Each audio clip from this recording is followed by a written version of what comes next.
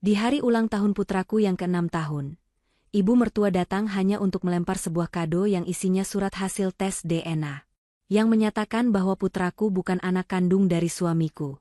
Ibu mertua berteriak, "Lihat ini, anakmu itu anak haram. Kamu dan anakmu tidak berhak dapat harta warisan dari anakku." Saat itu suamiku hanya diam melihat hasil tes DNA yang dibawa oleh ibu mertuaku. Tapi 1 minggu kemudian, seorang pengacara dan seorang dokter datang ke rumahku. Apa yang mereka tunjukkan itu membuat mereka semua terdiam membeku. Karena ternyata, sebelum ceritanya dimulai, silahkan tulis di kolom komentar dari daerah mana saja teman-teman yang menonton cerita ini. Jangan lupa like dan subscribe agar channel ini bisa semakin berkembang dan bisa mempersembahkan cerita yang lebih menarik lagi. Suasana sore itu di kediaman keluarga besar mendiang Tuan Broto terasa begitu hangat dan penuh sukacita. Halaman belakang rumah yang luas telah disulap menjadi taman bermain kecil dengan dekorasi sederhana namun elegan untuk merayakan ulang tahun ke-6 Lucky. Balon-balon berwarna cerah terikat rapi di setiap sudut, melambai-lambai tertiup angin sore yang sejuk. Aroma kue bolu yang baru dipotong dan berbagai hidangan lezat menguar di udara, memancing selera para tamu undangan yang terdiri dari kerabat dekat dan teman-teman sekolah Lucky. Tawa riang anak-anak yang berlarian mengejar satu sama lain, menjadi musik latar yang paling indah bagi Dava dan Karina. Pasangan suami istri itu berdiri berdampingan di dekat meja kue, menatap putra semata wayang mereka yang sedang tertawa lepas saat membuka kado-kado kecil dari teman-temannya. Dava menatap wajah istrinya, Karina, dengan tatapan penuh kasih sayang. Wanita berhijab itu tampak begitu anggun dan tenang. Senyum lembut tidak pernah lepas dari bibir Karina saat ia menyapa setiap tamu yang datang memberikan selamat. Bagi Dava, Karina adalah anugerah terbesar dalam hidupnya. Kesabaran dan kelembutan hati Karina adalah penyeimbang bagi Dava yang terkadang harus menghadapi kerasnya dunia bisnis peninggalan ayahnya.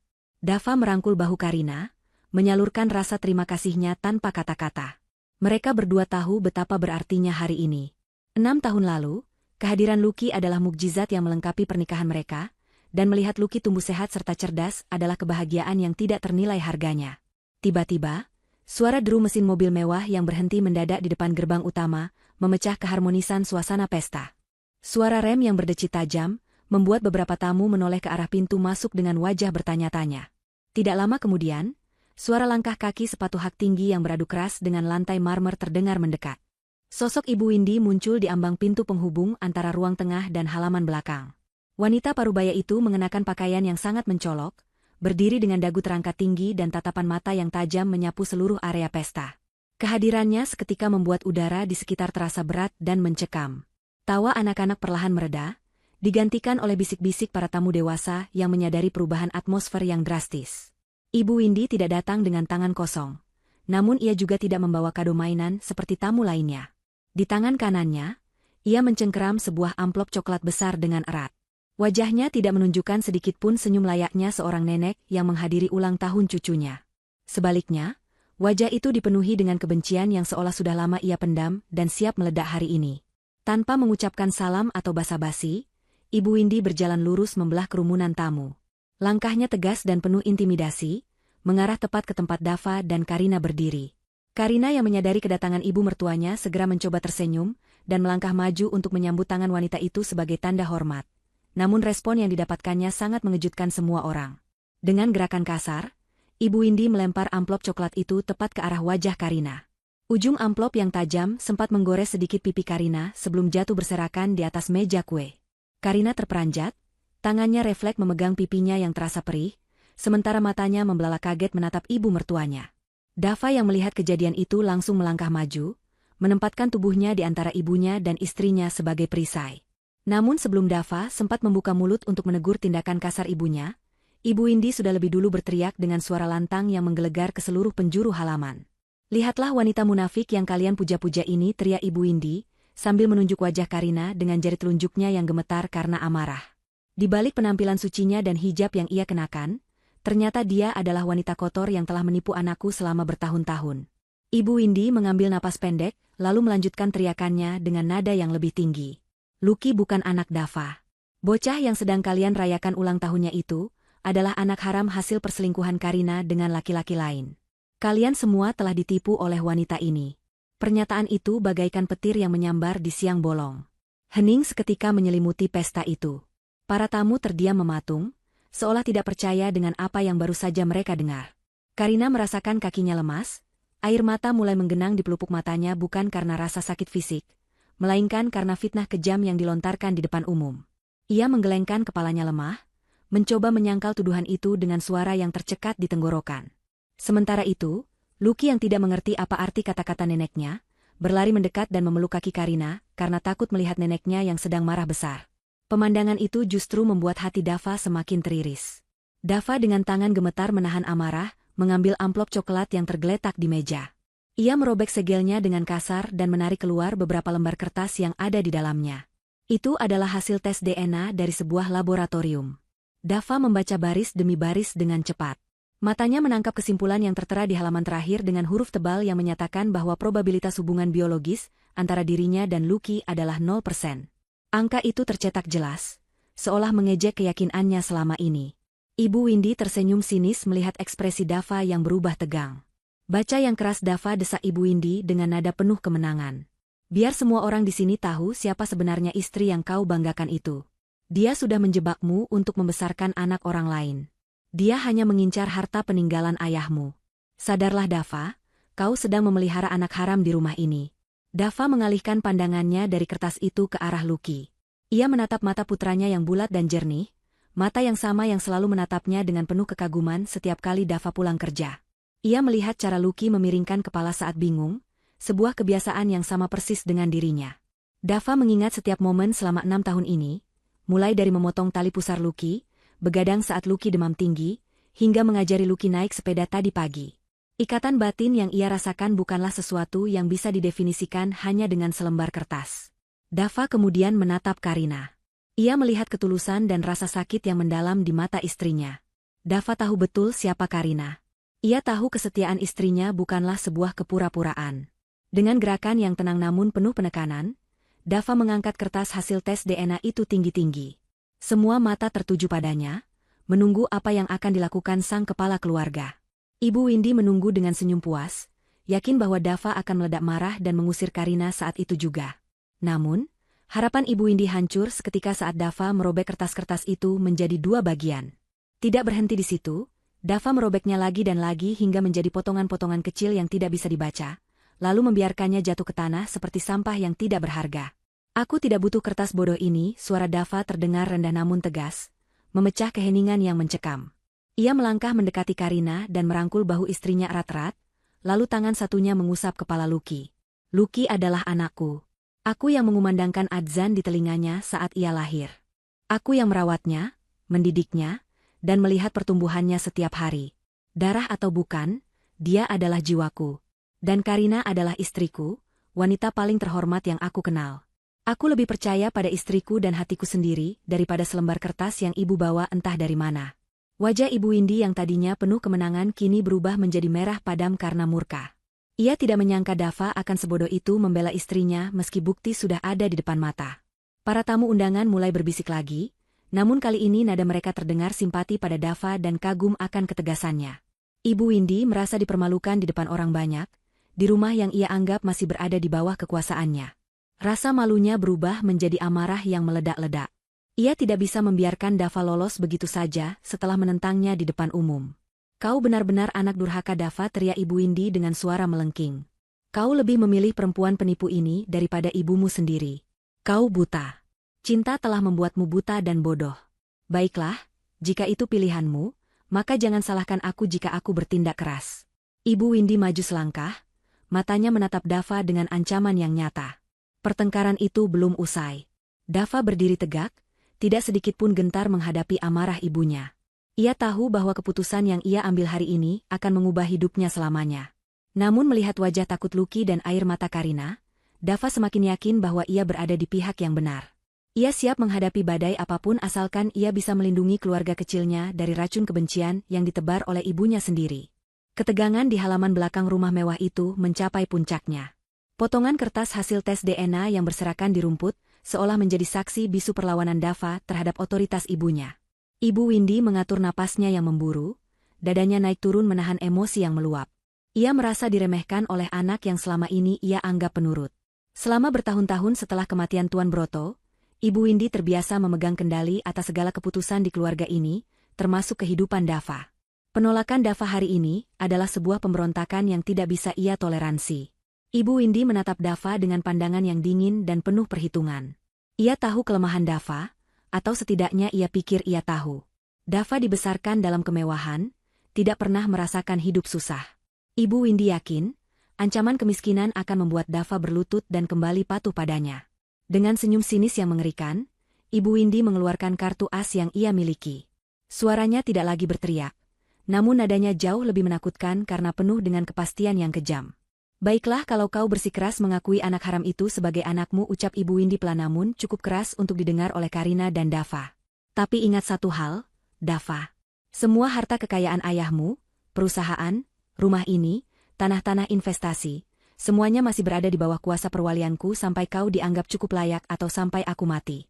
Dan hari ini, kau telah membuktikan bahwa kau tidak layak. Kau lebih memilih membela perselingkuhan daripada menjaga kehormatan nama besar keluarga Broto. Karina mencengkeram lengan baju Dava dengan erat. Wajahnya pucat pasi.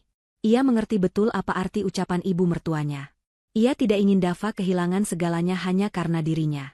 Dalam hati kecilnya, Karina merasa sangat bersalah meskipun ia tahu ia tidak pernah melakukan apa yang dituduhkan.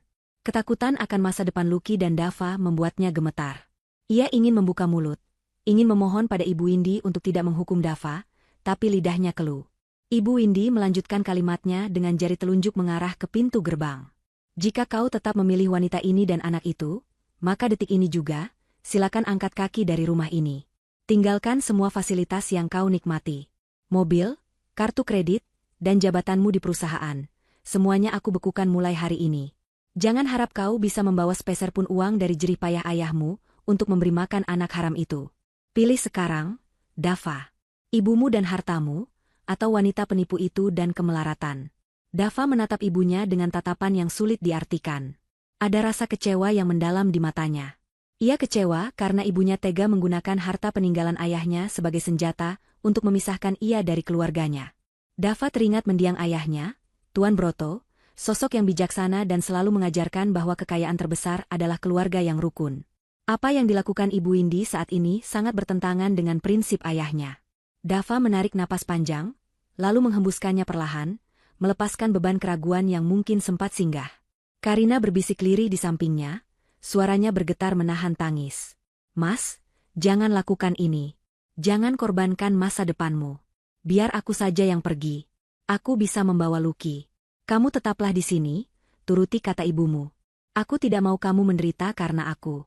Dava menoleh cepat ke arah Karina, menggelengkan kepala dengan tegas. Tidak, Karina. Kita adalah satu paket. Pernikahan kita adalah janji di hadapan Tuhan, bukan sekadar kontrak bisnis yang bisa dibatalkan demi uang. Jika aku membiarkanmu pergi sendirian menanggung fitnah ini, aku gagal menjadi suami dan ayah. Harta bisa dicari, Bu Windy. Dava beralih menatap ibunya dengan sorot mata baja. Tapi harga diri dan kehormatan istri serta anakku tidak bisa dibeli dengan triliunan rupiah sekalipun. Jika syarat untuk menikmati harta ayah adalah dengan membuang anak kandungku sendiri, maka aku tidak sudi menerima warisan itu. Jawaban Dava membuat Ibu Windy ternganga sejenak sebelum wajahnya kembali mengeras. Bagus. Sangat bagus. Kalau begitu buktikan omong kosongmu itu. Kemas barang-barangmu sekarang. Hanya pakaian yang melekat di badan dan barang-barang pribadi yang tidak dibeli dengan uang perusahaan. Aku berikan waktu 1 jam sebelum penjaga mengusir kalian paksa. Tanpa membuang waktu untuk berdebat lagi, Dava menggandeng tangan Karina dan memberi isyarat pada Lucky untuk mengikuti mereka. Lucky yang sejak tadi ketakutan, hanya menurut sambil memegang erat ujung baju ibunya. Mereka masuk ke dalam rumah yang megah itu, rumah tempat Dava tumbuh besar, yang kini terasa begitu asing dan dingin. Para tamu undangan hanya bisa menatap punggung mereka dengan pandangan iba. Pesta ulang tahun yang seharusnya bahagia telah berubah menjadi tragedi keluarga. Di dalam kamar tidur utama yang luas, Dava mengeluarkan koper besar. Ia bergerak cepat dan efisien. Ia hanya memasukkan pakaian-pakaian sederhana milik mereka bertiga. Karina membantunya sambil terus menghapus air mata yang mengalir di pipinya. Ia memasukkan beberapa pasang baju Lucky, buku cerita kesukaan anaknya, dan perlengkapan sekolah. Dava melarang Karina membawa perhiasan atau tas-tas mewah pemberian ibunya dulu. Kita mulai dari nol, sayang. Kita bangun hidup kita dengan keringat kita sendiri, agar tidak ada satupun orang yang bisa mengungkitnya di masa depan, kata Dava menenangkan istrinya. Lucky duduk di tepi tempat tidur, memeluk boneka beruangnya. "Ayah, kita mau kemana? Kenapa nenek marah sekali? Apa Lucky nakal?" tanyanya dengan polos. Pertanyaan itu membuat hati Dava terasa diremas. Ia berlutut di depan Lucky, mensejajarkan tingginya dengan putranya. "Lucky anak baik, anak paling hebat. Nenek sedang sakit hati, jadi bicaranya kasar. Kita akan pergi berpetualang, Nak. Kita akan pindah ke rumah baru. Mungkin tidak sebesar ini, tapi di sana akan ada ayah, ibu, dan Lucky yang selalu bersama. Lucky mau kan ikut ayah berpetualang?" Dava berusaha tersenyum, menyembunyikan kekhawatiran tentang di mana mereka akan tidur malam ini. Lucky mengangguk pelan, percaya sepenuhnya pada ayahnya. 1 jam kemudian, Dava, Karina, dan Lucky keluar dari pintu utama rumah itu. Dava menarik satu koper besar, sementara Karina menggendong tas ransel Lucky. Mereka tidak menoleh lagi ke arah kemewahan yang mereka tinggalkan. Mobil-mobil mewah berjejer di garasi, tapi Dava berjalan melewatinya begitu saja menuju gerbang.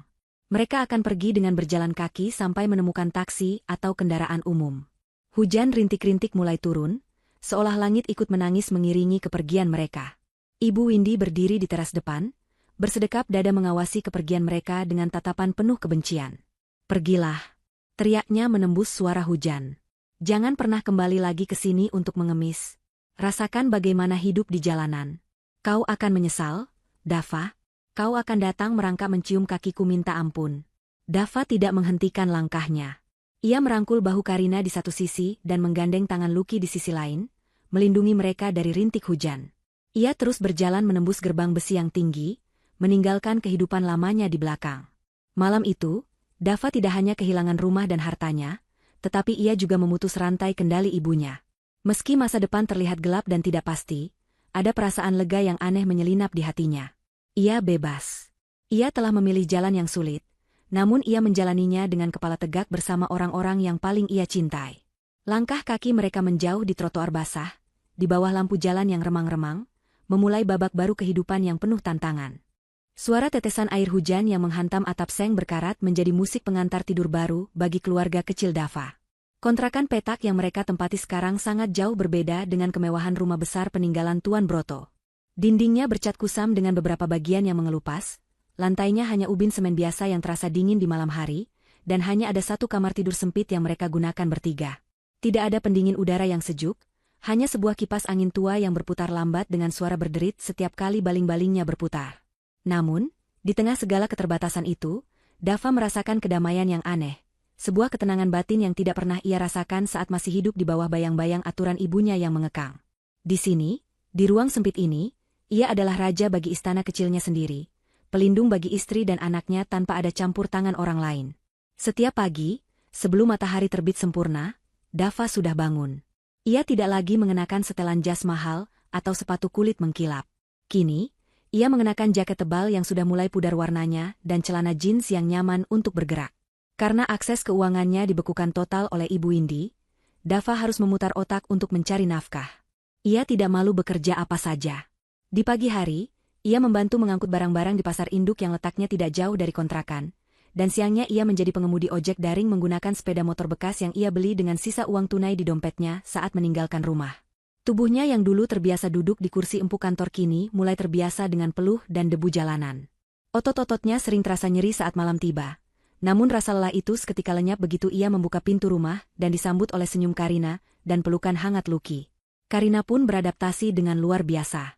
Wanita yang dulu terbiasa memiliki asisten rumah tangga itu, kini mengerjakan semuanya sendiri dengan tangkas. Ia memasak makanan sederhana dari bahan-bahan murah yang dibeli di pasar, mencuci pakaian dengan tangan karena mereka belum mampu membeli mesin cuci, dan membersihkan rumah kecil mereka hingga terasa nyaman. Tidak pernah sekalipun Dava mendengar keluhan keluar dari bibir istrinya. Karina justru sering menyemangati Dava, memijat bahu suaminya yang kaku pulang kerja, dan meyakinkan bahwa rezeki sudah diatur oleh Tuhan. Keanggunan Karina tidak luntur sedikitpun meski kini ia hidup dalam kesederhanaan. Justru aura ketegarannya semakin bersinar, membuat Dava semakin jatuh cinta setiap harinya. Suatu malam, setelah makan malam sederhana berupa nasi hangat, sayur bayam, dan tempe goreng, Lucky duduk di pangkuan Dava. Bocah laki-laki itu memainkan jari-jari tangan ayahnya yang kini terasa lebih kasar dan kapalan. Lucky menatap wajah ayahnya dengan mata bulatnya yang penuh rasa ingin tahu. Pertanyaan yang selama ini dipendam anak itu akhirnya keluar juga. "Ayah, kenapa kita tinggal di sini? Kenapa kita tidak pulang ke rumah besar? Apa Nenek Windy masih marah sama Lucky?" Tanya Lucky dengan suara pelan, takut jika pertanyaannya membuat ayahnya sedih. Pertanyaan polos itu membuat hati Dava mencelos. Ia bertukar pandang sejenak dengan Karina yang sedang melipat pakaian di sudut ruangan. Dava tersenyum lembut, mengusap rambut Lucky dengan penuh kasih sayang. Ia tidak ingin menanamkan kebencian di hati anaknya, seburuk apapun perlakuan ibunya. Nenek Windy tidak marah sama Lucky, "Nak, Nenek hanya sedang lupa jalan pulang. Hati Nenek sedang tersesat, jadi bicaranya agak keras. Kita tinggal di sini supaya ayah bisa lebih dekat sama Lucky dan ibu. Di sini rumahnya kecil, jadi kalau Lucky panggil ayah bisa langsung dengar. Kalau di rumah besar, kan jauh." Dava mencoba menjelaskan dengan bahasa yang mudah dimengerti anak-anak. Lucky tampak berpikir sejenak, lalu mengangguk paham. Ia memeluk leher Dava erat-erat. "Lucky suka di sini. Di sini ayah pulang cepat dan bisa main sama Lucky terus." Sementara kehangatan menyelimuti kontrakan kecil itu, suasana yang sangat berbeda terjadi di rumah mewah Ibu Windy. Wanita parubaya itu duduk sendirian di ruang tengah yang luas dan megah, namun terasa begitu sunyi dan kosong. Tidak ada suara tawa Lucky, tidak ada sapaan sopan Karina, dan tidak ada diskusi hangat dengan Dava. Hanya ada kesunyian yang mencekam. Namun, Ibu Windy tidak merasa kesepian. Ia justru merasa lega karena pengganggu, hartanya sudah pergi. Ia sedang sibuk dengan telepon genggamnya, berbicara dengan nada suara rendah namun penuh ancaman kepada seseorang di seberang sana. Wajahnya terlihat serius, matanya memancarkan kelicikan yang tidak terbendung. "Dengar saya baik-baik," ucap Ibu Windy pada orang di telepon itu. "Saya sudah mentransfer uang pelicin yang kamu minta. Pastikan sampel darah yang tersimpan di arsip rumah sakit 6 tahun lalu itu lenyap. Bakar, buang, atau ganti dengan sampel orang lain, saya tidak peduli caranya. Yang penting, jika suatu hari ada yang mencoba mencari data pembanding DNA anak itu, hasilnya harus nihil atau rusak. Jangan sampai ada jejak." Ibu Windy mendengarkan jawaban dari seberang sana, lalu sudut bibirnya terangkat membentuk senyum licik. "Bagus. Ingat, ini rahasia kita. Kalau sampai bocor, bukan hanya karirmu yang tamat, tapi hidupmu juga akan saya buat susah." Ibu Windy memutus sambungan telepon dengan perasaan puas. Ia meletakkan ponselnya di meja kaca dengan kasar. Ia yakin rencananya sempurna. Dengan memusnahkan bukti biologis yang tersimpan di rumah sakit tempat Lucky lahir, Dava tidak akan pernah bisa membuktikan kebenaran secara medis. Tanpa bukti itu, Lucky akan selamanya dicap sebagai anak haram, dan hak waris bocah itu otomatis gugur. Ibu Windy berdiri, berjalan menuju jendela besar yang menghadap ke taman gelap. Ia merasa menang. Ia telah mengamankan kerajaan bisnis Tuan Broto sepenuhnya di bawah kendalinya, tanpa harus berbagi dengan cucu yang menurutnya akan menjadi ancaman bagi kekuasaannya di masa depan. Ketamakannya telah menutup mata hatinya, membuatnya rela menghancurkan darah dagingnya sendiri demi tumpukan harta yang tidak bisa ia bawa mati. Kehidupan Dava dan Karina yang mulai tertata perlahan kembali diuji. Kemiskinan bukanlah satu-satunya senjata yang digunakan Ibu Windy untuk menghancurkan mereka. Wanita itu tidak puas hanya melihat anaknya hidup susah. Ia ingin menghancurkan mental dan nama baik menantunya hingga ke akar-akarnya. Ibu Windy mulai melancarkan serangan keduanya, serangan yang jauh lebih menyakitkan karena menyerang kehormatan sosial. Ia memanfaatkan jaringan pertemanannya, grup arisan sosialita, hingga media sosial untuk menyebarkan narasi bohong tentang alasan Dava keluar dari rumah. Dengan lidah yang tajam dan berbisa, Ibu Windy memutarbalikkan fakta, memposisikan dirinya sebagai ibu yang terzalimi oleh menantu yang tidak tahu diri. Desas-desus itu menyebar dengan cepat bagaikan virus. Kabar bohong itu tidak hanya beredar di kalangan elit, tapi entah bagaimana caranya mulai merembes hingga ke lingkungan kontrakan tempat Dava tinggal. Ibu Windy rupanya sengaja mengirim orang suruhan untuk menyebarkan gosip di pasar dan warung-warung sekitar tempat tinggal baru Dava. Narasi yang dibangun sangat kejam. Karina digambarkan sebagai wanita penggoda yang menjebak anak orang kaya, dan Lucky disebut sebagai anak hasil hubungan gelap yang coba dinasabkan pada Dava. Tetangga yang tadinya ramah mulai memandang keluarga Dava dengan tatapan sinis dan penuh curiga. Bisik-bisik tetangga terdengar menyakitkan setiap kali Karina keluar rumah untuk menjemur pakaian atau berbelanja sayuran. Puncaknya terjadi pada suatu pagi ketika Karina pulang dari warung sayur dengan mata sembab. Dava yang kebetulan sedang libur narik ojek karena motornya sedang diperbaiki, terkejut melihat istrinya menangis terseduh-seduh begitu masuk ke dalam rumah. Keranjang belanjaan diletakkan begitu saja di lantai. Dava segera menghampiri Karina, memeluk bahu istrinya yang berguncang hebat. "Karina, ada apa? Siapa yang menyakitimu? Cerita sama Mas. Tanya Dava dengan nada khawatir yang mendalam. Karina mencoba menahan isak tangisnya. Ia tidak ingin menambah beban pikiran suaminya, tapi pertahanan dirinya runtuh hari itu. Mereka bilang Lucky anak haram, Mas, ucap Karina terbata-bata di sela tangisnya. Tadi di warung, ibu-ibu berbisik keras sekali. Mereka bilang aku wanita tidak benar yang memakai guna-guna untuk memikatmu. Mereka bilang wajar kalau kita diusir karena aku membawa aib. Aku bisa tahan kalau mereka menghinaku, Mas. Tapi aku tidak kuat kalau mereka menatap Lucky dengan tatapan jijik seperti itu. Lucky tidak tahu apa-apa, Mas. Kenapa Ibu Windy tega sekali melakukan ini pada cucunya sendiri? Kenapa dia tidak membiarkan kita hidup tenang, meski kita sudah pergi dari rumahnya? Dava mengepalkan tangannya erat-erat hingga buku-bukunya memutih. Rahangnya mengeras menahan amarah yang membara di dadanya. Ia tahu ini pasti ulah ibunya. Serangan psikologis ini bertujuan untuk membuat mereka tidak betah, membuat mereka depresi, dan akhirnya menyerah lalu bercerai. Dava sadar, diam dan bersabar saja tidak lagi cukup. Cinta dan kepercayaan yang ia miliki memang cukup untuk menjaga keutuhan rumah tangganya, tapi tidak cukup untuk membungkam mulut dunia yang terus mencabik-cabik harga diri istri dan anaknya. Ia butuh sesuatu yang lebih kuat. Ia butuh kebenaran mutlak yang tidak bisa dibantah oleh siapapun. Ia butuh bukti hitam di atas putih. Malam itu, setelah Lucky tertidur lelap karena kelelahan bermain sendiri di dalam rumah, Dava duduk di tepi tempat tidur menatap wajah damai putranya.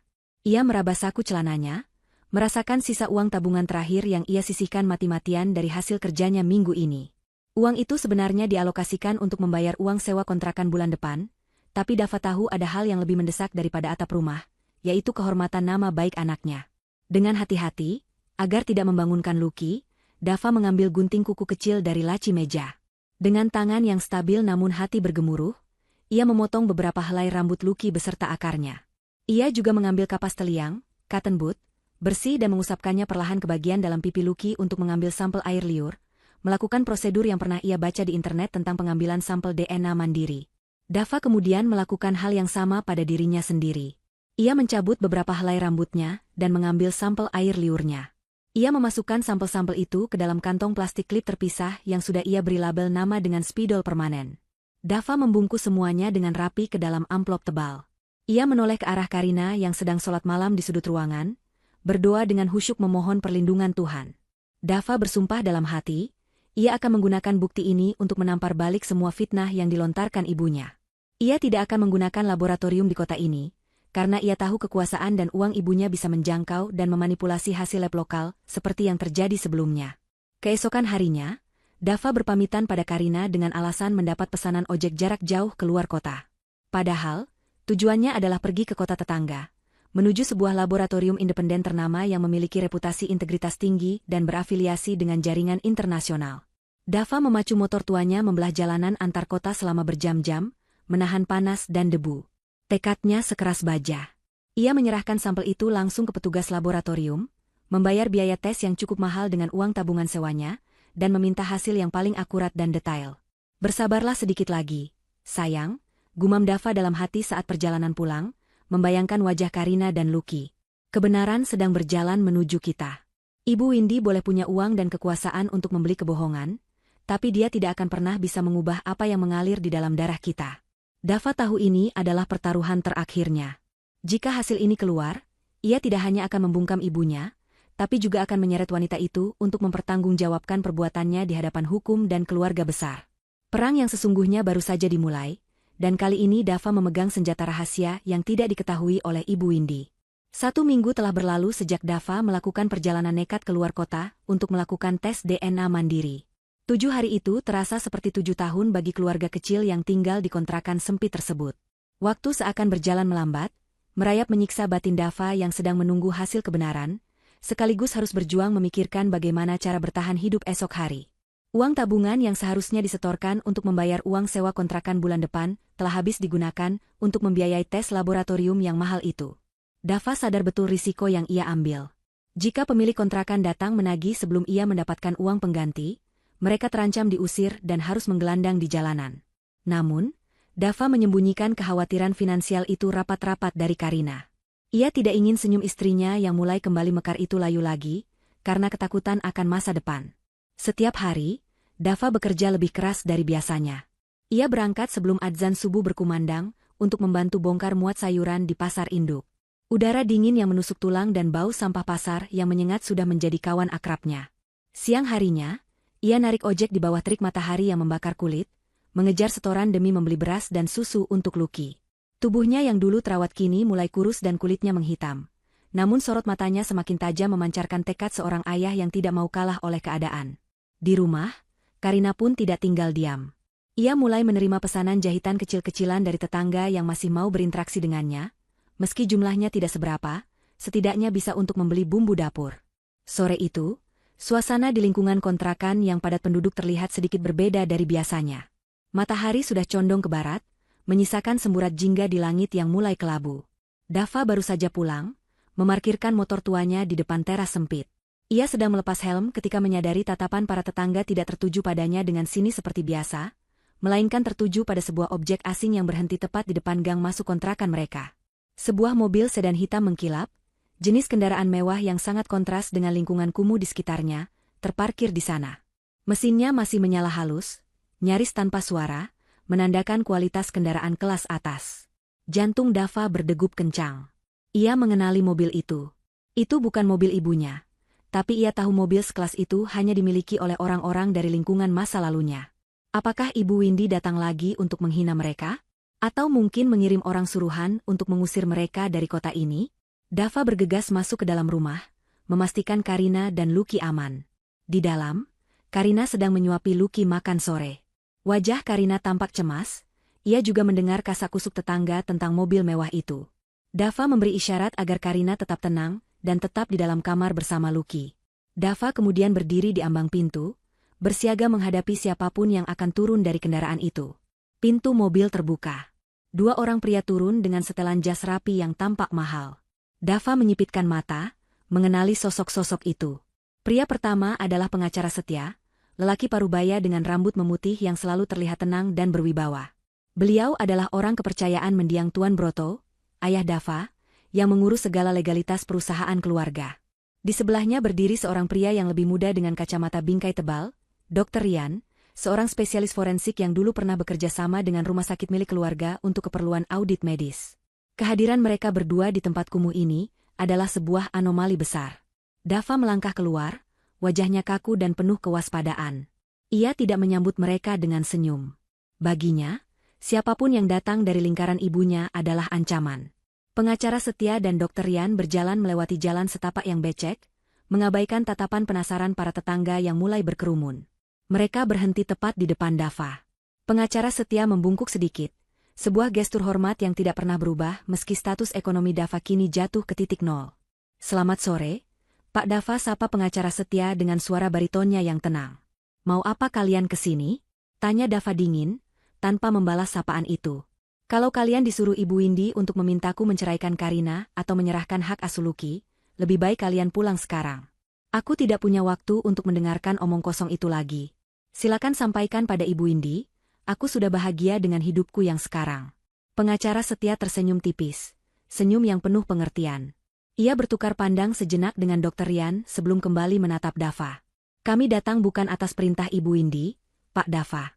Justru sebaliknya, kedatangan kami ke sini mungkin adalah hal yang paling tidak diinginkan oleh beliau saat ini. Kami datang untuk menjalankan amanat almarhum ayah Bapak, Tuan Broto." Dava mengerutkan kening. "Ayah? Ayah sudah meninggal bertahun-tahun yang lalu. Apa hubungannya dengan situasi ini?" Dr. Rian maju selangkah, membuka tas kerja kulit yang ia bawa dan mengeluarkan sebuah map berwarna biru tua dengan segel emas. Di sana tertera lambang firma hukum keluarga. "Begini Pak Dava," jelas Dr. Rian dengan nada profesional. "Keributan yang terjadi di pesta ulang tahun Lucky minggu lalu, di mana Ibu Windy secara terbuka meragukan garis keturunan Lucky dan membawa hasil tes DNA yang kontroversial, telah memicu sebuah mekanisme otomatis dalam wasiat Tuan Broto. Mekanisme itu disebut protokol kejujuran." Dava terdiam, mencoba mencerna istilah asing itu. Ia tahu ayahnya adalah orang yang sangat teliti dan visioner, tapi ia tidak pernah mendengar tentang protokol ini sebelumnya. Pengacara setia melanjutkan penjelasan rekannya. Tuan Broto sudah memprediksi kemungkinan adanya sengketa warisan yang melibatkan keraguan terhadap garis keturunan di masa depan. Beliau meninggalkan instruksi yang sangat spesifik. Jika ada anggota keluarga inti yang meragukan status biologis pewarisnya secara terbuka, maka firma hukum kami diwajibkan untuk turun tangan melakukan verifikasi independen yang tidak bisa diganggu-gugat oleh siapapun, termasuk oleh Ibu Indi sebagai wali amanat saat ini. Jadi maksud kalian? Kalian ingin melakukan tes DNA ulang? Potong Dava. Ia teringat hasil tes mandiri yang ia lakukan di luar kota. Hasil itu belum keluar, dan sekarang orang-orang ini datang menawarkan hal yang sama. Namun, bisakah ia mempercayai mereka? Bukankah mereka juga digaji dari uang perusahaan yang kini dikuasai ibunya? Bukan hanya ingin, Pak Dava. Kami sudah melakukannya, jawab Dr. Rian mengejutkan Dava. Sebagai bagian dari protokol, kami memiliki akses ke bank data medis keluarga yang tersimpan sangat rahasia. Kami juga telah mengambil langkah-langkah investigasi forensik, tanpa sepengetahuan Ibu Indi selama 1 minggu ini. Dan hasilnya sudah ada di tangan kami. Dava menatap map biru di tangan Dr. Rian dengan jantung berdegup kencang. Apakah ini jebakan? Atau ini jalan keluar? Karina, yang sedari tadi mengintip dari balik tirai jendela, memberanikan diri keluar sambil menggendong Lucky. Ia berdiri di samping suaminya, mencari perlindungan sekaligus memberikan kekuatan. Pengacara setia menatap Karina dan Lucky dengan pandangan lembut, lalu kembali fokus pada Dava. Pak Dava, Bu Karina, ucap pengacara setia dengan nada yang lebih serius. Kami mengundang kalian untuk datang ke rumah utama besok pagi jam 10 tepat. Ibu Indi sudah kami beritahu dan beliau wajib hadir. Di sana, di hadapan semua pihak, kami akan membuka segel map ini dan membacakan fakta yang sebenarnya. Ini adalah satu-satunya cara untuk membersihkan nama baik Bu Karina dan mengembalikan hak Lucky yang sempat dirampas. Kami mohon, datanglah. Jangan biarkan kebohongan menang karena ketidakhadiran kebenaran.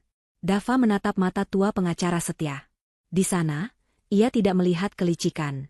Ia melihat loyalitas seorang abdi yang setia pada tuannya yang sudah tiada. Dava teringat betapa ayahnya sangat mempercayai setia semasa hidup. Mungkin, inilah pertolongan Tuhan yang ia dan Karina doakan setiap malam. Mungkin arwah ayahnya sedang bekerja dari alam sana untuk melindungi cucunya. Dava menoleh pada Karina, meminta persetujuan lewat tatapan mata. Karina mengangguk pelan namun mantap, menyiratkan keberanian untuk menghadapi fitnah itu sekali lagi demi nama baik anaknya. Baiklah, jawab Dava tegas. Kami akan datang. Tapi ingat, jika ini ternyata hanya permainan busuk lainnya untuk mempermalukan istriku, aku tidak akan segan-segan menghancurkan seisi rumah itu dengan tanganku sendiri. Pengacara setia mengangguk hormat. Saya pertaruhkan karir dan nyawa saya, Pak Dava. Besok, keadilan akan ditegakkan. Setelah memberikan undangan resmi, kedua pria itu pamit undur diri. Mobil sedan hitam itu perlahan meninggalkan gang sempit, membawa pergi tamu tak diundang namun meninggalkan harapan baru yang menyala terang. Malam itu, Dava dan Karina tidak bisa tidur nyenyak. Mereka menghabiskan malam dengan berdoa dan mempersiapkan mental, karena besok mereka akan kembali masuk ke kandang singa, bukan sebagai korban yang terusir, melainkan sebagai penuntut keadilan yang sah. Pagi itu langit cerah, seolah alam semesta merestui langkah Dava dan keluarganya. Mereka tidak datang dengan mobil mewah seperti dulu, melainkan dengan taksi online sederhana yang berhenti tepat di depan gerbang megah kediaman keluarga Broto. Dava mengenakan kemeja putih bersih yang disetrika rapi oleh Karina, celana bahan hitam, dan sepatu yang sudah dipir semir mengkilap. Karina mengenakan gamis berwarna biru muda yang lembut dengan hijab senada. Wajahnya tampak tenang meski tangannya yang dingin menggenggam erat lengan Dava. Lucky berada di gendongan Dava, mengenakan pakaian terbaiknya, tampak bingung mengapa mereka kembali ke rumah nenek yang galak itu. Penjaga keamanan yang biasanya hormat pada Dava tampak ragu-ragu saat membukakan gerbang, namun kehadiran mobil pengacara setia yang masuk beriringan membuat penjaga itu akhirnya membiarkan mereka masuk. Dava melangkah masuk ke halaman rumah masa kecilnya dengan perasaan campur aduk. Ada rasa rindu pada kenangan bersama ayahnya di taman depan, namun rasa muak mendominasi saat ia melihat sosok Ibu Indi yang sudah berdiri di ambang pintu utama dengan tangan bersedekap. Mereka dipersilakan masuk ke ruang tamu utama. Ruangan itu sangat luas dengan langit-langit tinggi dan lampu gantung kristal yang mewah. Di tengah ruangan, sebuah meja panjang telah disiapkan. Di salah satu ujungnya, Ibu Indi duduk bak ratu di singgasananya, wajahnya angkuh dan penuh percaya diri. Ia menatap Dava dan Karina dengan pandangan merendahkan, seolah melihat kotoran yang masuk ke istananya. Di sisi lain ruangan, pengacara setia dan Dr. Rian sedang sibuk menyiapkan sebuah proyektor dan layar putih portabel. Suasana hening namun tegang, seperti udara yang dipadati mesiu siap ledak. Dava dan Karina duduk di sofa yang berhadapan langsung dengan Ibu Indi. Dava mendudukkan Lucky di antara mereka, melindunginya. Ibu Indi mendengus keras, memecah keheningan. Wah, lihat siapa yang datang. Anak durhaka dan wanita penipu yang sudah diusir, kini kembali lagi mengemis. Apa hidup di jalanan terlalu berat untuk kalian? Sudah kuduga, mental kalian itu mental pengemis. Kalau mau minta maaf, bersujudlah di kakiku sekarang, mungkin aku akan pertimbangkan untuk memberi kalian uang receh. Dava menatap ibunya dengan tatapan datar, tidak terpancing emosi seperti sebelumnya. Simpan kesombonganmu, Bu. Kami di sini karena undangan pengacara setia, bukan untuk meminta uangmu. Kami di sini untuk mengambil kembali nama baik istriku yang ibu injak-injak. Ibu Windy tertawa renyah, tawa yang terdengar sumbang di telinga. Nama baik? Wanita seperti dia tidak punya nama baik. Dava. Tes DNA minggu lalu sudah membuktikan semuanya. Anak itu anak haram. Titik. Mau apa lagi kalian? Mau memanipulasi data? Jangan mimpi. Pengacara setia berdehem keras, menghentikan perdebatan itu. Ia berdiri tegak di samping layar proyektor. Mohon perhatiannya. Sesuai amanat pasal 12 ayat 4 dalam wasiat Tuan Broto tentang protokol kejujuran, hari ini kami akan mempresentasikan hasil investigasi forensik dan genetik yang valid dan legal. Saya minta semua pihak menahan diri sampai presentasi selesai. Dr. Rian, silakan. Dr. Rian menyalakan proyektor. Layar putih itu kini menampilkan sebuah dokumen digital yang dipindai. Itu adalah surat hasil laboratorium yang dibawa Ibu Windy minggu lalu. Dr. Rian menunjuk angka-angka di layar dengan pena laser. Ini adalah hasil tes yang ditunjukkan Ibu Windy pada pesta ulang tahun Lucky. Kami telah melakukan audit terhadap laboratorium yang mengeluarkan surat ini. Dan kami menemukan fakta menarik. Layar berganti menampilkan rekaman CCTV yang buram namun cukup jelas. Terlihat seseorang yang sangat mirip dengan asisten pribadi Ibu Windy, sedang menyerahkan amplop tebal kepada seorang petugas lab di area parkir. Ibu Windy tersentak kaget. Wajahnya mulai memucat. Matanya liar menatap layar itu. Dr. Rian melanjutkan dengan suara tenang namun mematikan. Ada transaksi mencurigakan dan permintaan khusus untuk memalsukan sampel darah Lucky dengan sampel darah orang lain yang acak. Dengan kata lain, hasil tes yang menyatakan Lucky bukan anak Dava adalah palsu dan cacat hukum.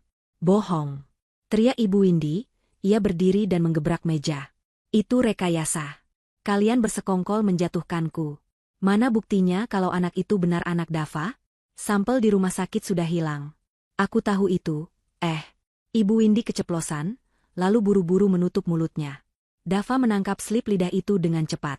Matanya menyipit tajam. Oh, jadi ibu tahu sampel di rumah sakit hilang? Atau ibu yang menghilangkannya? Tanya Dava dengan nada menekan.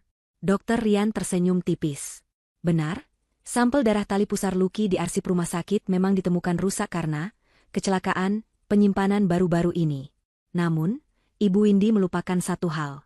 Tuan Broto, semasa hidupnya, secara diam-diam menyimpan sampel biologis setiap cucu yang lahir di bank data genetik luar negeri, yang tidak bisa diakses oleh siapapun kecuali tim hukum firma kami. Beliau melakukan itu sebagai asuransi masa depan. Ditambah lagi, Pak Dava sendiri minggu lalu telah mengirimkan sampel baru ke laboratorium independen yang memiliki integritas tinggi. Layar proyektor berganti lagi. Kali ini menampilkan dua dokumen hasil tes DNA yang berbeda, satu dari bank data luar negeri Tuan Broto, dan satu lagi dari tes mandiri yang dilakukan Dava.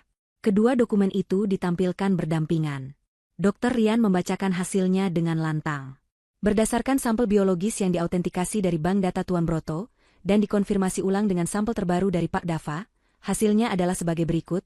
Probabilitas keayahan Dava Adhitama terhadap Lucky Pratama adalah 99,9998%. Ruangan itu hening seketika. Angka 99,99998% terpampang besar di layar, seolah menjadi hakim yang mengetuk palu kebenaran. Karina menutup mulutnya dengan kedua tangan, air matanya tumpah ruah, namun kali ini adalah air mata kelegaan yang luar biasa. Beban berat yang menghimpit dadanya selama seminggu ini terangkat seketika. Dava memeluk istrinya erat, mencium puncak kepala Karina berkali-kali. Ia kemudian beralih memeluk Lucky yang duduk diam, mengamati gambar-gambar di layar. Dr. Rian melanjutkan, Lucky adalah anak kandung biologis Dava. Tidak ada keraguan sedikit pun. Secara medis, hukum, dan agama, Lucky adalah pewaris sah garis keturunan keluarga ini. Tuduhan perselingkuhan yang dialamatkan kepada Ibu Karina adalah fitnah yang tidak berdasar dan terbantahkan sepenuhnya oleh sains. Dava menatap Ibu Windy dengan tatapan kemenangan yang getir. Lihat, Bu, darah tidak pernah berdusta. Ibu bisa menyuap orang, ibu bisa membuang arsip rumah sakit, tapi ibu tidak bisa mengubah fakta bahwa Lucky adalah cucu kandung ibu. Kenapa ibu tega sekali? Apa salah Lucky pada ibu sampai ibu ingin membuangnya? Ibu Windy terduduk lemas di kursinya. Rencananya hancur berantakan. Ia tidak menyangka Tuan Broto masih bisa melawannya dari balik kubur dengan wasiat rahasia itu. Wajahnya yang tadi angkuh kini terlihat bingung dan panik, mencari-cari alasan untuk membela diri. Tapi, mungkin alatnya salah. Atau mungkin Dava juga bukan anakku. Racau Ibu Windy asal bicara karena panik, mencoba mengalihkan isu. Mendengar ucapan itu, pengacara setia tiba-tiba mengangkat tangannya, meminta interupsi. Wajahnya berubah menjadi sangat serius, jauh lebih serius daripada sebelumnya. Ia mematikan proyektor sejenak, membuat ruangan menjadi sedikit redup. Ia menatap Ibu Windy dengan tatapan yang tajam dan menusuk. Menarik sekali Ibu Windy mengatakan hal itu, ucap pengacara setia pelan namun penuh arti. Karena sebenarnya, tugas kami hari ini belum selesai. Protokol kejujuran tidak hanya mensyaratkan tes validasi untuk pewaris termuda, Lucky, tetapi juga validasi genetik vertikal ke atas untuk memastikan alur warisan yang murni sesuai keinginan Tuan Broto. Maksud Bapak apa? Tanya Dava bingung. Masalahnya sudah selesai kan? Lucky terbukti anakku. Pengacara setia menggeleng pelan. Belum, Pak Dava. Karena Ibu Windy bersikeras meributkan soal kemurnian darah dan asal-usul, maka kami juga diwajibkan oleh protokol untuk melakukan tes DNA pembanding antara Pak Dava dengan orang tua Pak Dava. Kami sudah mengambil sampel DNA Ibu Windy dari gelas yang Ibu gunakan saat pertemuan terakhir di kantor kami, dan mencocokkannya dengan DNA Pak Dava. Ibu Windy yang tadinya panik, kini membeku total. Wajahnya berubah seputih kertas.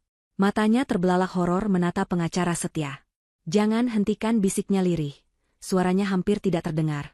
Dava merasakan firasat buruk yang sangat kuat. Ia melihat ketakutan yang nyata di mata ibunya, ketakutan yang belum pernah ia lihat seumur hidupnya. Ada rahasia besar lain yang tersimpan di balik map biru, yang masih dipegang erat oleh pengacara setia. Sebuah rahasia yang mungkin akan mengubah hidup Dava jauh lebih drastis daripada sekadar pengusiran dari rumah. Dr. Rian, tolong nyalakan kembali layarnya dan tampilkan hasil tes terakhir. Perintah pengacara setia tanpa mempedulikan permohonan lirih Ibu Windy. Sudah saatnya semua kebenaran terungkap tuntas di ruangan ini.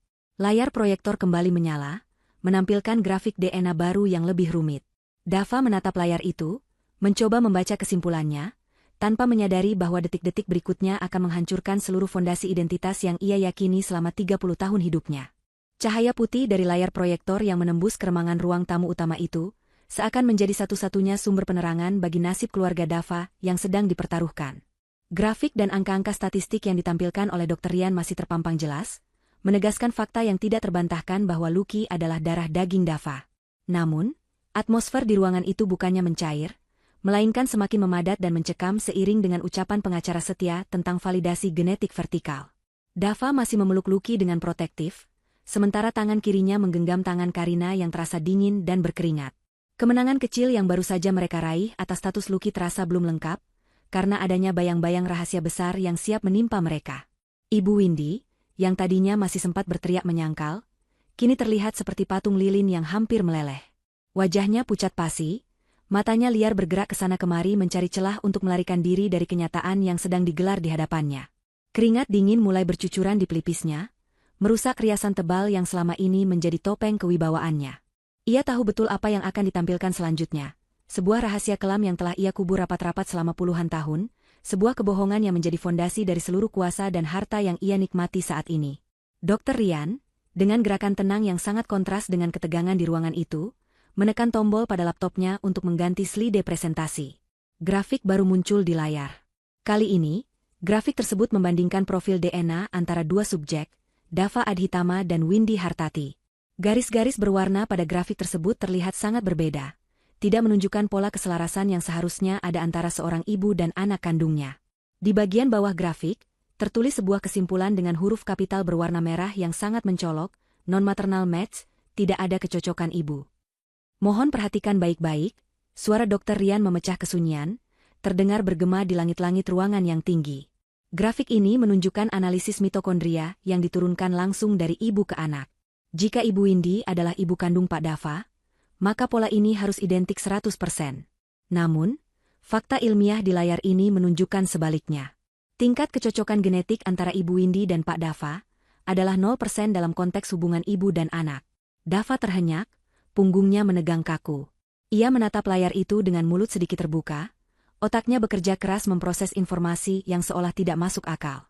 Ia menoleh perlahan ke arah Ibu Windy, wanita yang telah membesarkannya, wanita yang ia panggil, Ibu, sejak ia pertama kali bisa bicara, wanita yang meski galak dan otoriter, tetap ia hormati sebagai orang yang melahirkannya. Apa maksudnya ini? Tanya Dava dengan suara serak, nyaris berbisik. Bagaimana mungkin tidak ada kecocokan? Ibu. Ibu yang melahirkanku. Kan? Ibu yang menyusuiku. Kan? Ibu Windy tidak menjawab. Bibirnya gemetar hebat, namun tidak ada suara yang keluar. Ia menundukkan kepalanya dalam-dalam, tidak berani membalas tatapan mata Dava yang penuh dengan kebingungan dan luka. Pengacara setia melangkah maju, mengambil alih penjelasan. Ia membuka map biru yang sejak tadi ia pegang, mengeluarkan sebuah dokumen tua yang kertasnya sudah mulai menguning dimakan usia. Itu adalah salinan akta kelahiran, namun terlihat berbeda dengan akta yang selama ini disimpan Dava di brankas pribadinya. Pak Dava, ucap pengacara setia lembut namun tegas. Ini adalah kenyataan pahit yang harus Bapak terima. Ibu Windy bukanlah ibu kandung Bapak. Beliau tidak pernah melahirkan Bapak. Akta kelahiran yang Bapak pegang selama ini adalah hasil manipulasi data yang dilakukan 30 tahun lalu. Dokumen asli yang saya pegang ini menunjukkan fakta yang sebenarnya. Dava merasakan dunianya berputar. Seluruh identitas dirinya seolah runtuh dalam sekejap. Jika Windy bukan ibunya, lalu siapa? Pertanyaan itu bergaung keras di kepalanya. Rasa sakit dikhianati oleh orang yang paling ia percayai, meski orang itu sering menyakitinya, jauh lebih perih daripada saat ia diusir dari rumah. Karina yang melihat suaminya terguncang hebat, segera merangkul lengan Dava lebih erat, mengusap punggungnya, berusaha memberikan kekuatan agar Dava tidak ambruk. Siapa ibuku? Tanya Dava. Kali ini dengan nada yang lebih tinggi, menuntut jawaban. Matanya beralih dari pengacara setia ke Ibu Windy. Jawab aku. Siapa ibuku sebenarnya? Kenapa ibu membohongiku seumur hidupku? Kenapa ibu berpura-pura menjadi ibuku hanya untuk menyiksaku seperti ini? Ibu Windy akhirnya mengangkat wajahnya. Tidak ada lagi rasa bersalah di sana, yang tersisa hanyalah keputusasaan yang bercampur dengan kemarahan. Ia tertawa sumbang, tawa yang terdengar mengerikan. Kau pikir aku mau menjadi ibumu? Kau pikir aku menikmati mengurus bayi cengeng sepertimu dulu? Aku melakukan itu semua karena aku harus. Karena ayahmu yang bodoh itu memaksaku. Dava terperanjat mendengar pengakuan itu. Jadi selama ini, kasih sayang yang ia rasakan, meski sedikit, hanyalah kepura-puraan? Jadi selama ini, dinginnya sikap ibunya bukanlah karena karakter yang tegas, melainkan karena memang tidak ada ikatan darah dan cinta di antara mereka? Pengacara setia mengangkat tangan, memberi isyarat agar Ibu Windy diam. Cukup, Bu Windy. Biar saya yang jelaskan kronologisnya sesuai dengan catatan harian dan dokumen hukum yang ditinggalkan mendiang Tuan Broto. Pak Dava berhak mendengar cerita yang sebenarnya, cerita tentang ibu kandungnya yang mulia, bukan versi manipulatif yang Anda buat. Pengacara setia kemudian menatap Dava dengan pandangan penuh empati. Pak Dava, ibu kandung Bapak adalah seorang wanita bernama Larasati. Beliau adalah istri pertama dan satu-satunya cinta sejati Tuan Broto. Beliau adalah wanita yang sangat lembut, persis seperti karakter Bu Karina istri Bapak. Namun takdir berkata lain. Ibu Larasati memiliki kondisi kesehatan yang lemah. Saat mengandung Bapak, dokter sudah memperingatkan risikonya. Tapi demi memberikan keturunan bagi Tuan Broto, Ibu Larasati berjuang mempertahankan kandungannya. Mata Dava mulai berkaca-kaca. Nama Larasati terasa asing di telinganya. Namun anehnya, ada rasa hangat yang menjalar di dadanya saat nama itu disebut. Ia membayangkan wajah wanita yang rela bertaruh nyawa demi kehadirannya di dunia. Lalu, di mana dia sekarang? Tanya Dava lirih. Beliau meninggal dunia saat melahirkan Bapak. Jawab pengacara setia dengan nada duka. Beliau menghembuskan napas terakhir tepat setelah mendengar tangisan pertama Bapak. Tuan Broto sangat terpukul. Beliau kehilangan belahan jiwanya di hari yang sama beliau mendapatkan putranya. Ruangan itu hening. Hanya terdengar isak tangis tertahan dari Karina yang ikut merasakan kesedihan mendalam dari kisah itu. Lucky, meski tidak sepenuhnya mengerti, ikut memeluk ayahnya erat, seolah ingin menghibur. Dava menunduk, air mata jatuh membasahi celananya. Jadi, ia adalah anak piatu sejak lahir. Selama ini ia merindukan kasih sayang seorang ibu, dan ternyata ibunya sudah berkorban nyawa untuknya. Lalu wanita ini, Dava menunjuk Ibu Windy tanpa menoleh. Siapa dia? Kenapa dia ada di sini dan mengaku sebagai ibuku? Pertanyaan itu menjadi kunci pembuka kotak Pandora berikutnya. Ibu Windy kembali terlihat gelisah. Ia tahu, begitu status aslinya terbongkar, maka tamatlah riwayatnya di rumah ini. Bukan hanya soal moral, tapi soal legalitas hukum warisan yang selama ini ia agung-agungkan. Dava perlahan mengangkat wajahnya, menatap Windy dengan pandangan yang benar-benar baru. Bukan lagi pandangan seorang anak pada ibunya, melainkan pandangan seorang pria pada orang asing yang telah mencuri hidupnya. Pengacara setia membalik halaman dokumen di tangannya, bersiap membacakan babak selanjutnya dari drama keluarga yang menyedihkan ini. Kebenaran tentang siapa sebenarnya Windy Hartati dan bagaimana ia bisa masuk ke dalam keluarga Broto adalah kisah tentang ambisi, kelicikan, dan kesempatan dalam kesempitan yang dimanfaatkan dengan sangat kejam.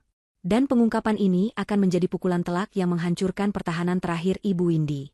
Pengacara setia mengambil napas panjang sebelum memulai penjelasannya. Ia tahu bahwa kata-kata yang akan ia ucapkan selanjutnya akan mengubah persepsi Dava terhadap masa lalunya selamanya. Ia berjalan perlahan mendekati meja tempat Ibu Windy duduk, meletakkan salinan dokumen kepegawaian lama di hadapan wanita itu. 32 tahun yang lalu, mulai pengacara setia dengan suara naratif yang kuat, Windy Hartati bukanlah nyonya besar di rumah ini. Dia adalah seorang kepala perawat di rumah sakit tempat Ibu Larasati dirawat. Dia adalah orang yang ditugaskan khusus untuk merawat bayi Dava yang baru lahir dan prematur, serta mendampingi Tuan Broto yang sedang berduka hebat. Dava mendengarkan dengan seksama, setiap kata terasa seperti kepingan puzzle yang akhirnya menemukan tempatnya. Jadi, Windy adalah perawatnya. Itu menjelaskan mengapa tidak ada kemiripan fisik sedikitpun antara dirinya dan Windy. Dava memiliki mata dan struktur wajah ayahnya, namun sifat lembutnya mungkin warisan dari Larasati, ibunya yang sebenarnya. Saat itu, Tuan Broto berada dalam kondisi mental yang sangat rapuh. Lanjut setia. Beliau butuh sosok ibu untuk bayi Dava. Windy melihat peluang ini.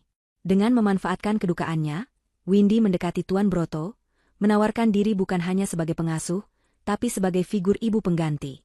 Tuan Broto, demi kebaikan bapak yang masih bayi, akhirnya menikahi Windy secara siri awalnya, lalu diresmikan secara negara setahun kemudian. Tapi itu belum bagian terburuknya, sambung Dr. Rian, ikut menimpali. Yang membuat ini menjadi kejahatan adalah apa yang dilakukan Windy setelah menikah. Dia memalsukan akta kelahiran baru.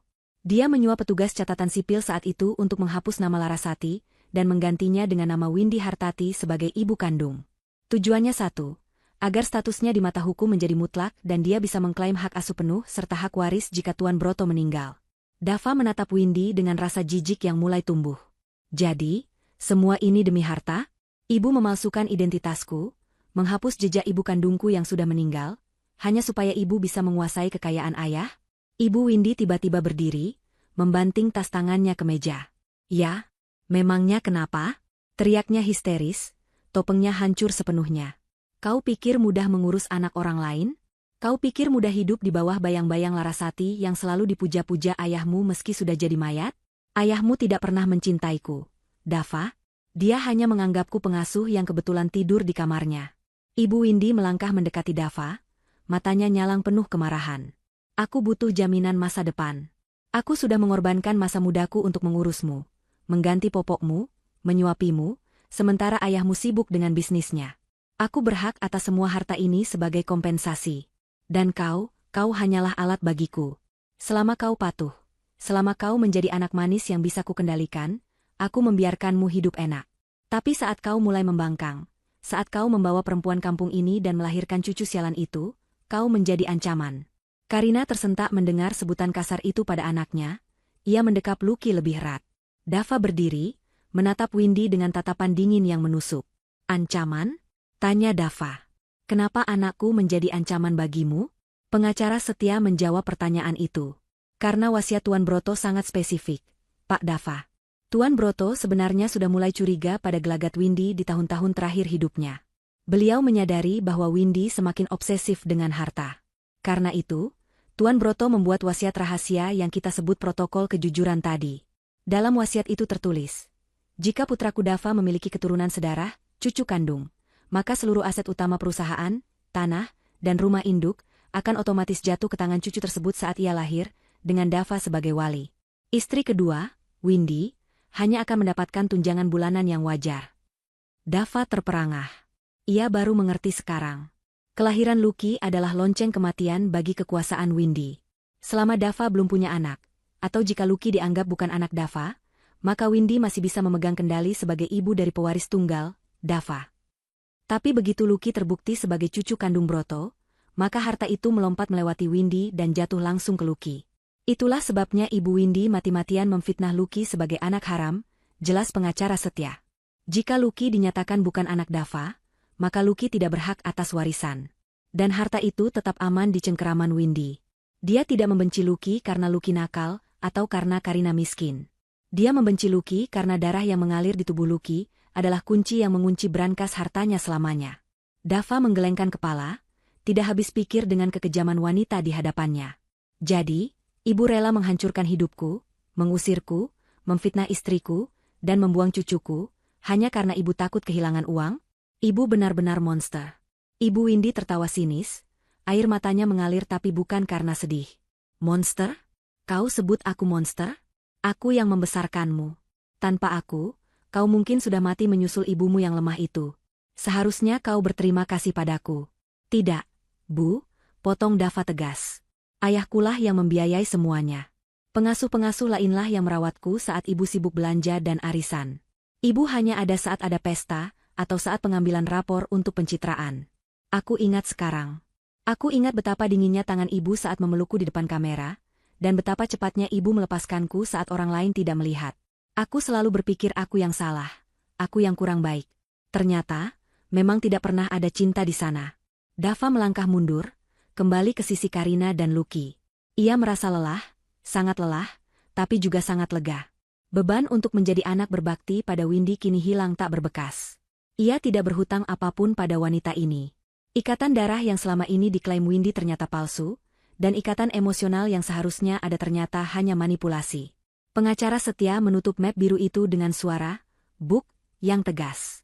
Berdasarkan fakta-fakta ini, pemalsuan identitas, upaya penggelapan warisan dengan memalsukan tes DNA, dan pelanggaran klausul pernikahan, maka posisi Ibu Windy sebagai wali amanat dinyatakan gugur demi hukum saat ini juga. Wajah Ibu Windy berubah horor. Gugur? Apa maksudmu gugur? Kau tidak bisa mengusirku. Ini rumahku. Aku nyonya di sini. Bukan, Bu, sela Dr. Rian. Ini rumah Tuan Broto. Dan sekarang, rumah ini milik Lucky, dengan Pak Dava sebagai walinya. Anda hanyalah tamu yang sudah terlalu lama menumpang dan berbuat onar. Windy menatap sekeliling ruangan dengan panik.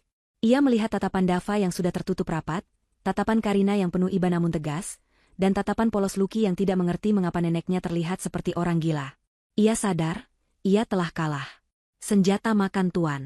Tes DNA yang ia gunakan untuk menyerang Karina, justru berbalik menjadi pedang yang memenggal leher kekuasaannya sendiri. Ia telah menggali lubang kuburnya sendiri dengan keserakahannya. Dava menatap pengacara setia. Apa yang harus kita lakukan selanjutnya, Pak Setia? Pengacara setia merapikan jasnya, lalu menunjuk ke arah pintu depan. Saya sudah menghubungi pihak berwajib, Pak Dava. Pemalsuan akta kelahiran dan penyuapan laboratorium adalah tindak pidana murni. Polisi sedang dalam perjalanan ke sini untuk menjemput Ibu Windy. Mendengar kata polisi, kaki Ibu Windy lemas. Ia ambruk ke lantai, menangis meraung-raung, bukan lagi dengan kemarahan, tapi dengan ketakutan yang nyata. Ia memohon-mohon pada Dava, mencoba meraih kaki Dava. Dava, anakku, tolong ibu. Jangan biarkan mereka membawaku. Ibu minta maaf. Dava, ingat siapa yang merawatmu. Dava menatap wanita yang bersimpuh di kakinya itu. Hatinya nyeri, bagaimanapun juga ada kenangan puluhan tahun di sana. Tapi ia juga melihat luka di wajah Karina, trauma di mata Lucky, dan bayangan ibu kandungnya, Larasati, yang namanya dihapus oleh wanita ini. Dava menarik kakinya perlahan, menjauh dari jangkauan Windy. Maafkan aku, Bu Windy, ucap Dava dingin, memanggilnya dengan nama aslinya, bukan lagi dengan sebutan Ibu. Aku sudah memaafkanmu sebagai manusia. Tapi hukum harus tetap berjalan. Kau harus mempertanggungjawabkan perbuatanmu pada ayah, pada ibuku Larasati, dan pada keluargaku. Sirine mobil polisi terdengar sayup-sayup dari kejauhan, semakin lama semakin mendekat, menjadi penanda berakhirnya era kekuasaan Windy Hartati dan awal dari keadilan bagi Dava dan keluarganya. Di ruang tengah yang megah itu, kebenaran akhirnya berdiri tegak, membersihkan segala debu kebohongan yang selama ini menutupi sejarah keluarga Broto. Suara sirine mobil polisi yang meraung-raung di halaman depan, memecah keheningan pagi di kawasan elit tersebut. Bunyi yang memekakan telinga itu seolah menjadi lonceng penutup bagi sandiwara panjang yang telah dimainkan oleh Windy Hartati selama lebih dari 30 tahun. Di dalam ruang tamu utama yang megah, drama keluarga itu mencapai klimaksnya yang tragis. Dua orang petugas kepolisian berseragam lengkap, didampingi oleh seorang penyidik berpakaian preman, melangkah masuk dengan tegap setelah dipersilakan oleh pengacara Setia. Sepatu Lars mereka berbunyi tegas di atas lantai marmer, menciptakan irama ketakutan bagi Windy yang masih bersimpuh di lantai. Wajah Windy yang tadinya penuh dengan kepanikan kini berubah menjadi topeng keputusasaan yang mengerikan. Saat melihat borgol perak mengkilap di pinggang salah satu petugas, insting bertahan hidupnya mengambil alih akal sehatnya. Ia bangkit dengan sempoyongan, mencoba mundur menjauhi petugas, menabrak meja hias hingga vas bunga kristal mahal jatuh dan pecah berkeping-keping. Pecahan kristal itu berserakan di lantai, sama seperti hancurnya reputasi dan kehidupan yang telah ia bangun dengan kebohongan. "Jangan sentuh aku. Kalian tidak tahu siapa aku. Aku nyonya rumah ini," jerit Windy histeris saat petugas mencoba mendekatinya. Ia menunjuk ke arah pengacara Setia dan Dava dengan jari gemetar. Mereka bersekongkol. Mereka memalsukan bukti untuk menyingkirkanku. "Tangkap mereka, bukan aku. Aku korban di sini." Penyidik itu tidak bergeming. Dengan tenang, ia membacakan hak-hak tersangka sambil memegang surat perintah penangkapan. "Saudari Windy Hartati, Anda kami tahan atas dugaan pemalsuan dokumen negara berupa akta kelahiran, penipuan, penggelapan aset, serta pelanggaran UU ITE terkait pencemaran nama baik. Anda berhak untuk diam, dan segala perkataan Anda dapat digunakan sebagai bukti di pengadilan." Saat petugas memegang lengan Windy untuk memasangkan borgol, wanita itu meronta hebat. Ia mencakar lengan petugas, berteriak-teriak memanggil nama-nama pejabat tinggi yang ia kenal di klub sosialitanya, mengancam akan memecat para polisi itu. Namun, semua ancamannya kosong belaka. Kekuasaannya hanyalah ilusi yang ditopang oleh harta Tuan Broto, dan kini penopang itu telah runtuh. Dava menyaksikan pemandangan itu dengan hati yang terasa kebas. Tidak ada rasa senang melihat wanita yang membesarkannya diperlakukan seperti kriminal, namun ia juga tahu bahwa ini adalah konsekuensi mutlak dari kejahatan yang tidak bisa dimaafkan. Di tengah pergulatan itu, Windy menatap Dava untuk terakhir kalinya sebelum digiring keluar. Tatapan itu bukan tatapan memohon lagi, melainkan tatapan penuh racun kebencian. "Kau puas, Dava? Kau puas melihat ibumu diseret seperti binatang?" teriak Windy dengan suara parau. "Ingat kata-kataku. Tanpa aku, kau tidak akan menjadi apa-apa. Kau hanya anak piatu yang menyedihkan." Dava membalas tatapan itu dengan ketenangan yang luar biasa. Ia tidak lagi melihat sosok ibu yang ia takuti dan hormati. Ia hanya melihat seorang wanita asing yang tersesat dalam keserakahannya sendiri. "Ibu benar, aku memang anak piatu," jawab Dava pelan namun terdengar jelas di tengah teriakan Windy. "Tapi aku tidak menyedihkan. Aku punya istri yang setia, anak yang kusayangi, dan ayah yang telah melindungiku bahkan setelah kematiannya. Justru ibulah yang menyedihkan, Bu Windy. Ibu punya segalanya, tapi ibu tidak punya hati. Dan sekarang, ibu tidak punya siapa-siapa." Kata-kata Dava menohok Windy tepat di ulu hati. Petugas akhirnya berhasil menggiring Windy keluar dari pintu utama. Di halaman, para tetangga kompleks yang penasaran sudah berkumpul di balik pagar. Mereka berbisik-bisik, merekam kejadian itu dengan ponsel mereka. Windy Hartati, sosialita yang dikenal angkuh dan selalu memamerkan kekayaannya, kini diseret masuk ke dalam mobil polisi dengan tangan terborgol dan rambut acak-acakan. Rasa malu yang ia terima jauh lebih menyakitkan daripada hukuman penjara manapun. Ia menutupi wajahnya dengan tangan, menghindari sorot kamera tetangga yang dulu sering ia rendahkan.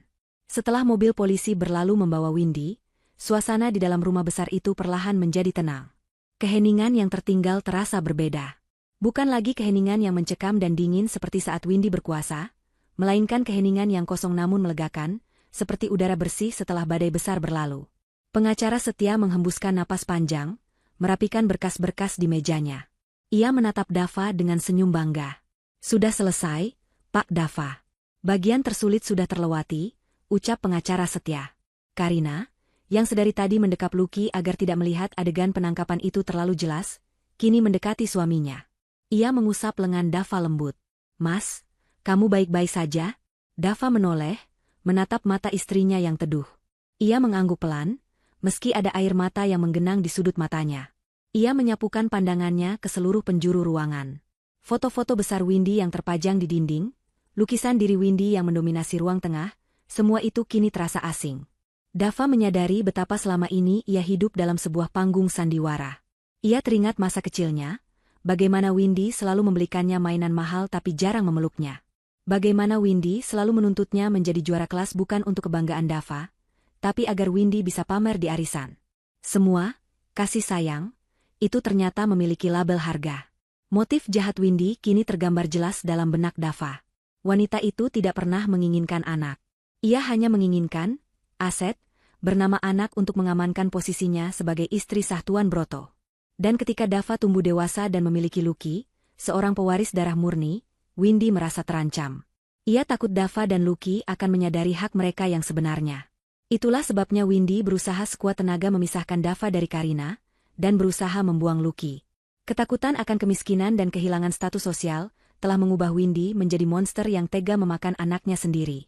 Dava berjalan menuju jendela, menatap ke arah gerbang tempat mobil polisi tadi menghilang. Ia bergumam lirih, seolah berbicara pada angin, "Terima kasih, Ayah. Terima kasih sudah menjaga kami lewat wasiatmu. Maafkan Dava baru tahu kebenarannya sekarang." Dava berjanji akan menjaga Lucky, cucu kandung ayah, sebaik mungkin. Dava tidak akan membiarkan keserakahan merusak keluarga ini lagi. Pengacara setia mendekat, menyerahkan sebuah kunci emas kuno kepada Dava. Ini adalah kunci ruang kerja pribadi Tuan Broto yang selama ini dikunci rapat oleh Windy dan dilarang dimasuki siapapun. Saya rasa, sekarang saatnya Bapak masuk ke sana. Di sana ada banyak kenangan tentang Ibu Larasati yang diselamatkan oleh Tuan Broto sebelum Windy bisa membuangnya. Dava menerima kunci itu dengan tangan gemetar. Ini adalah awal dari perjalanan barunya. Perjalanan untuk mengenal siapa dirinya yang sebenarnya, mengenal ibu kandungnya, dan membangun kembali puing-puing keluarga yang sempat dihancurkan oleh kebohongan. Karma telah tunai dibayar. Windy mendapatkan sel penjaranya, dan Dava mendapatkan kembali kebebasannya. 3 bulan telah berlalu sejak peristiwa penangkapan Windy Hartati. Musim hujan telah berganti menjadi musim kemarau yang cerah, seolah alam turut merayakan perubahan nasib keluarga Dava. Rumah besar peninggalan Tuan Broto kini tidak lagi terasa suram dan kaku. Perubahan besar telah terjadi, bukan hanya pada struktur kepemilikan, tetapi juga pada jiwa rumah tersebut. Foto-foto besar Windy yang narsis telah diturunkan dan diganti dengan lukisan pemandangan yang menenangkan serta kaligrafi indah pilihan Karina. Tirai-tirai tebal yang dulu menghalangi cahaya matahari telah diganti dengan tirai yang lebih terang dan ringan, membiarkan sinar matahari pagi leluasa masuk menghangatkan setiap sudut ruangan. Pagi itu, aroma masakan lezat menguar dari dapur, bukan masakan koki sewaan, melainkan masakan Karina sendiri. Ia bersikeras ingin memasak untuk keluarganya, menjadikan dapur sebagai jantung rumah yang sesungguhnya. Dava duduk di meja makan, membaca koran pagi sambil menyeruput kopi hangat. Headline kecil di halaman hukum koran itu memuat berita tentang vonis pengadilan Windy Hartati.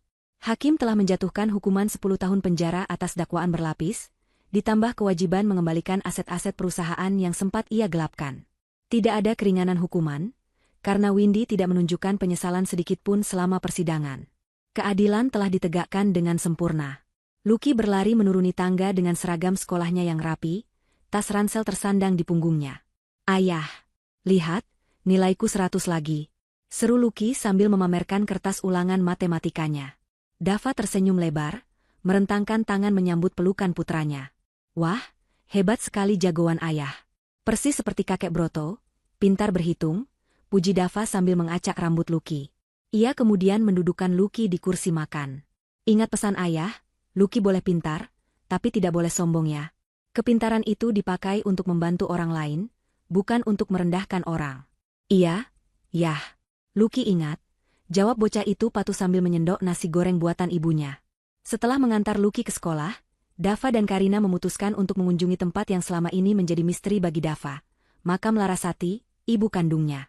Berdasarkan petunjuk dari catatan di ruang kerja ayahnya, makam itu terletak di sebuah pemakaman pribadi yang asri di pinggir kota, terpisah dari makam keluarga besar yang dikuasai Windy dulu. Dava menyetir sendiri mobilnya, dengan Karina duduk setia di sampingnya.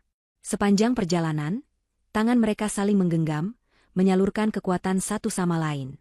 Sesampainya di pemakaman, Dava menemukan sebuah nisan marmer putih yang sederhana namun terawat. Rupanya, pengacara setia diam-diam selalu membayar orang untuk merawat makam ini atas amanat Tuan Broto. Di nisan itu tertulis, "Larasati, istri dan ibu tercinta. Cinta sejati yang tak pernah mati." Dava berlutut di samping pusara itu, menyentuh nama ibunya dengan jari-jarinya. Untuk pertama kalinya dalam hidupnya, ia merasa pulang. Ia tidak lagi merasa seperti anak yang tidak diinginkan. Ia adalah buah cinta dari seorang wanita yang rela mati demi kelahirannya. "Assalamualaikum, Ibu," bisik Dava dengan suara bergetar. Dava datang. "Maaf Dava terlambat." Dava bawa Karina, menantu ibu. "Dia wanita yang sangat baik, Bu. Ibu pasti akan menyukainya. Dan Dava punya anak, cucu ibu, namanya Lucky." Karina ikut berlutut, menaburkan bunga mawar segar di atas makam. Ia memanjatkan doa dengan khusyuk, mendoakan kedamaian bagi ibu mertua yang tidak pernah ia temui namun sangat ia hormati. Angin semilir bertiup lembut, menggoyangkan dedaunan pohon Kamboja, seolah-olah Larasati sedang membelai wajah anak dan menantunya dari alam sana. Di momen itu, Dava merasakan beban masa lalunya terangkat sepenuhnya. Ia bukan lagi korban manipulasi Windy. Ia adalah Dava Adhitama Broto, kepala keluarga yang utuh dan merdeka. Sore harinya, mereka kembali ke rumah. Dava mengadakan syukuran kecil-kecilan, mengundang anak-anak yatim piatu untuk makan bersama di taman belakang, tempat yang dulu menjadi saksi bisu saat ia diusir. Kini, tempat itu dipenuhi tawa dan doa. Dava ingin membersihkan aura keserakahan Windy dengan berbagi rezeki. Ia sadar, harta warisan Tuan Broto bukanlah untuk dinikmati sendiri dengan foya-foya, melainkan amanah untuk menebar kebaikan. Saat matahari mulai terbenam, Dava berdiri di teras, memandang Lucky yang sedang bermain bola dengan anak-anak panti. Karina datang membawakan teh hangat, berdiri di sampingnya. "Kamu bahagia, Mas?" tanya Karina lembut. "Sangat," jawab Dava mantap. "Aku kehilangan ibu yang palsu, tapi aku menemukan ibu yang asli, menemukan jati diriku, dan yang terpenting, aku bisa melindungimu dan Lucky. Tuhan itu maha adil, sayang. Kesabaran kita dibayar lunas." Sementara itu, di sebuah sel penjara yang dingin dan lembab, kontras dengan kehangatan di rumah Dava, Windy Hartati duduk sendirian di sudut ruangan. Ia mengenakan baju tahanan berwarna oranye yang kusam. Tidak ada lagi gaun sutra, tidak ada lagi perhiasan berlian, dan tidak ada lagi pelayan yang bisa ia bentak. Wajahnya yang dulu kencang karena perawatan mahal kini terlihat tua dan layu. Ia menatap jeruji besi dengan tatapan kosong. Di tangannya, ia memegang selembar koran bekas yang menjadi alas tidurnya. Di koran itu, terdapat foto kecil Dava yang sedang meresmikan yayasan amal atas nama Larasati. Windy meremas koran itu dengan tangan gemetar, tapi tidak ada tenaga lagi untuk marah. Ia hanya bisa meratapi nasibnya dalam kesunyian yang menyiksa. Ia teringat bagaimana dulu ia mengusir Dava di tengah hujan. Kini, ialah yang terbuang, bukan oleh hujan, tapi oleh tembok beton penjara yang memisahkan dirinya dari dunia. Karma telah datang menjemput, bukan sebagai tamu, tapi sebagai penghuni tetap dalam sisa hidupnya. Cerita berakhir dengan pemandangan Dava, Karina, dan Lucky yang berpelukan di bawah cahaya lampu taman yang hangat. Mereka adalah bukti nyata bahwa kejahatan mungkin bisa menang sesaat dengan tipu daya.